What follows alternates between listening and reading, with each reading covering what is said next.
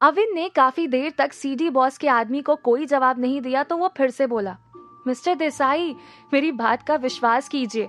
कविश बजाज के सिर के बाल लाना हमारे लिए अब इम्पॉसिबल है। इनफैक्ट वो हमारे डर से अब खुद ही अपना सर शेव कर लेता है। अविन ने कहा, ठीक है, मुझे थोड़ा सोचने का टाइम दो। ऐसा करो, तुम मुझे आज रात को कॉल करना। वो आदमी अविन के इस जवाब से सेटिस्फाई नहीं हुआ। उसने अविन से कहा, कहीं तुम मुझे बेवकूफ तो नहीं बना रहे हो? रात को कॉल उठाओगे भी? Don't worry and trust me, मैं तुम्हारी हेल्प जरूर करूंगा। अविन की बात सुन उस आदमी ने कॉल काट दिया। अब तक वेटर चाय सर्व कर वहां से चला गया था। अनु को अविन की बातें कुछ अजीब सी लगी थी। उन्होंने अविन से पूछा, किससे बात कर रहा था? तू सच में स्टीफन्स में टीचर है या और कोई काम करता है? अविन ने चाय का कप हाथ में लिया और अनु को मुस्कुराते हुए देख बोला, मॉम, मैं सच में टीचर ही हूँ। ये सब तो बस ऐसे ही। अनु ने अविन की बात काट दी और बोली, मेरी बात को टालने की कोशिश मत कर अविन, तू पहले ऐसा नहीं था।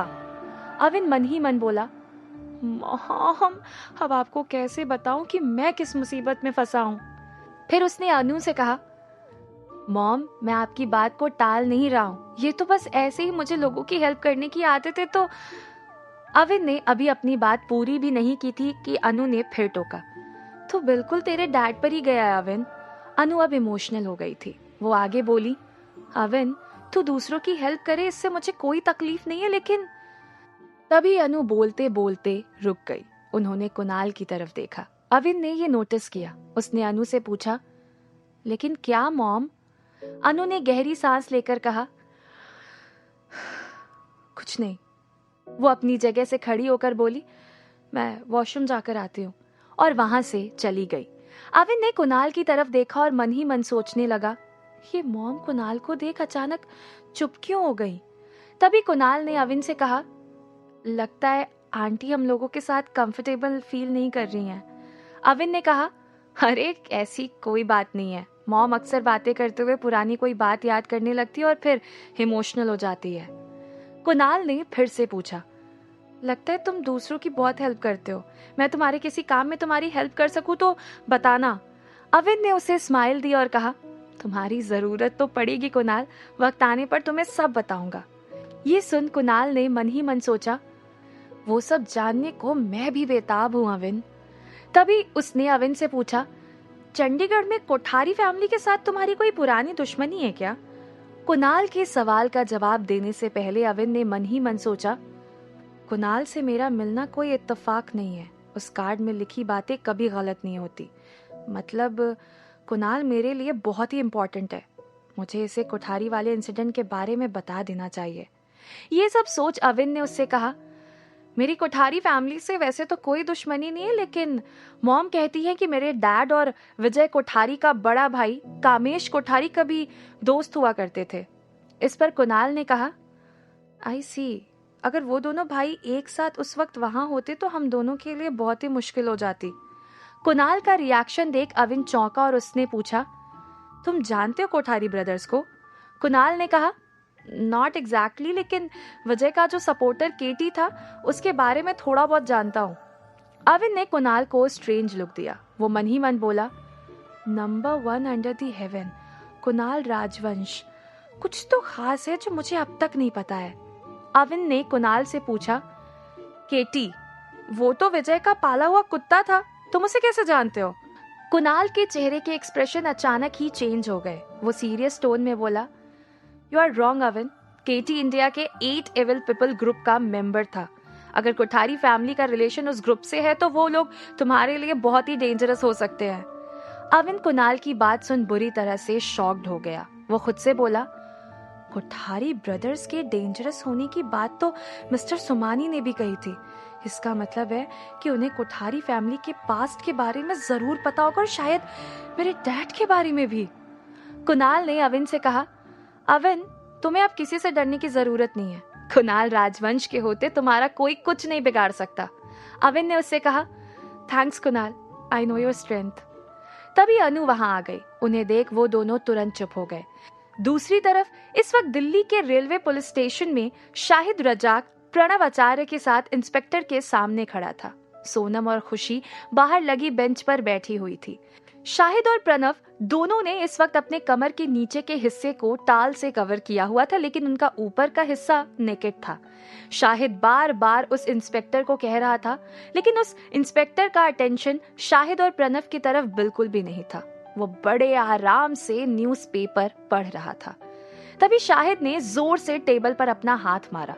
उस इंस्पेक्टर ने शाहिद पर एक नजर डाली और वापस पेपर पढ़ने लगा। शाहिद जोर से चिल्लाया, इंस्पेक्टर ट्रस्ट मी, हम लोग कोई गुंडे लफंगे नहीं है। ट्रेन में हमारे कंपार्टमेंट में सच में कोई भूत था। प्रणव ने शाहिद को सपोर्ट कर कहा, हाँ इंस्पेक्टर, वो शायद कोई भूतनी थी जो केवल हम दोनों पर ही अटैक कर रही थी।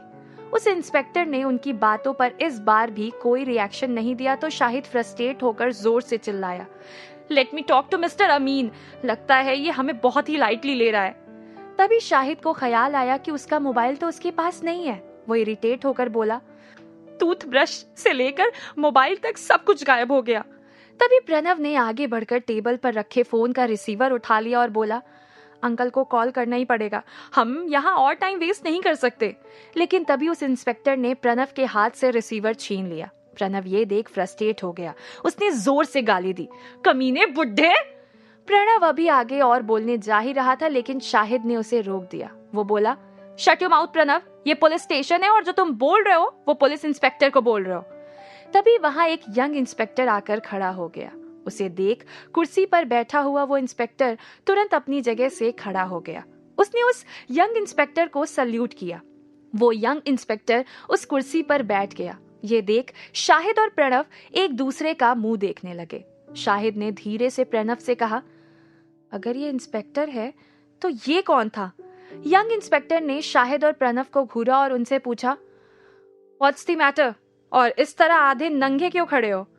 प्रणव ने ओल्ड इंस्पेक्टर की तरफ इशारा कर बड़े एटीट्यूड के साथ उससे कहा, हमने सारा मैटर उन्हें बता दिया है।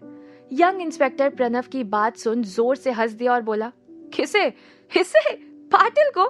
हिस्से तो कुछ सुनाई नहीं देता, बहरा है ये। ये सुन प्रणव के मुंह से एक गाली निकल गई, बुढ़ा खड़ूस। तभी साला कोई रिएक्शन नहीं दे रहा था।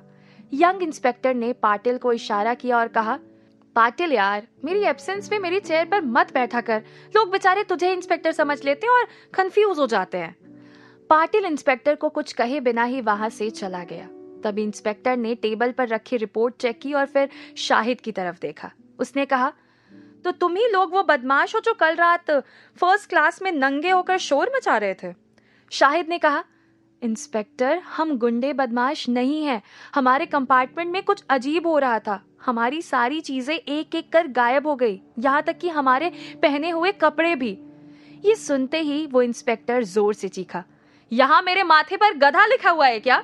इंस्पेक्टर खन्ना को बेवकूफ बना रहे हो तुम। फिर उसने जोर से किसी को आवाज लगाई, केलकर, इन दोनों को लॉकअप में डाल दो। ये सुन प्रणव ऊंची आवाज में बोला, इसे मालूम नहीं हम कौन है? हम स्टीफेंस हाई स्कूल के इन्वेस्टिगेशन टीम मेंबर्स हैं। प्रणव की बात सुन वो इंस्पेक्टर और जोर से हंस दिया और बोला, स्टीफेंस हाई स्कूल? प्रणव ने फुल कॉन्फिडेंस के साथ कहा, हाँ, वहां के प्रिंसिपल आयरा कोहली को कॉल लगाओ, सारी बात क्लियर हो जाएगी। वो इंस्पेक्टर प्रणव की बात सुन अपनी जगह से खड़ा हो गया और प्रणव को घूर कर बोला, लगता है तूने कुछ ज्यादा ही पी रखी है, 2 डंडे पड़ेंगे तो सारी अकल ठिकाने आ जाएगी। तभी शाहिद ने इंटरफेयर किया और बोला, इंस्पेक्टर, हम सच बोल रहे हैं, हम लोग चंडीगढ़ से आ रहे हैं और हम स्टीफेंस की इन्वेस्टिगेशन कमेटी से ही हैं। इंस्पेक्टर ने शाहिद से कहा, अच्छा, इन्वेस्टिगेशन? किस चीज की इन्वेस्टिगेशन? माँ की औलादो, नंगे होकर लोगों को परेशान करने के जुर्म में अंदर कर दूंगा। इंस्पेक्टर की बात सुन प्रणव उसे कुछ कहने को आगे बढ़ा, लेकिन शाहिद ने उसे रोक दिया। उसने कहा, आपको हम दोनों की बातों पर विश्वास नहीं हो रहा है तो हमारे साथ 2 लड़कियां भी हैं, वो कॉरिडोर में बेंच पर बैठी हैं, आप उन्हें बुलाकर पूछ लो। शाहिद की बात सुन इंस्पेक्टर के चेहरे के एक्सप्रेशन अचानक बदल गए। वो बोला, मतलब तुम्हारे मिशन में लड़कियां भी शामिल हैं? शाहिद इंस्पेक्टर के कहने का मतलब नहीं समझ पाया। वो बोला, हाँ। इंस्पेक्टर ने पाटिल हवलदार को सोनम और खुशी को अंदर लाने को कहा। सोनम और खुशी को देख इंस्पेक्टर अजीब तरीके से मुस्कुरा दिया और बोला, तो तुम दोनों भी इनके मिशन में शामिल हो? सोनम ने सर हिलाकर हाँ कहा तो इंस्पेक्टर ने जोर से अपना हाथ टेबल पर मारा और बोला, शर्म नहीं आती तुम दोनों को?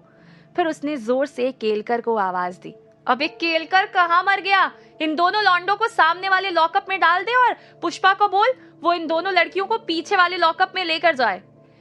केलकर शाहिद और प्रणव को पकड़कर वहां से ले जाने लगा तो प्रणव जोर से चीखा, अबे ओ इंस्पेक्टर, हमें लॉकअप में डालकर तू बहुत बड़ी भूल कर रहा है। मैं तुझसे फिर कह रहा हूं, एक बार तू स्टीफेंस हाई स्कूल में कॉल कर। तभी सोनम बोली, इंस्पेक्टर आप हमें गलत समझ रहे हैं, आप प्लीज एक बार स्कूल में कॉल तो कीजिए, they will prove our identity. Inspector ने सोनम को घूरा और बोला, तू कहती है तो लगाता हूँ कॉल, चल बोल क्या नंबर है।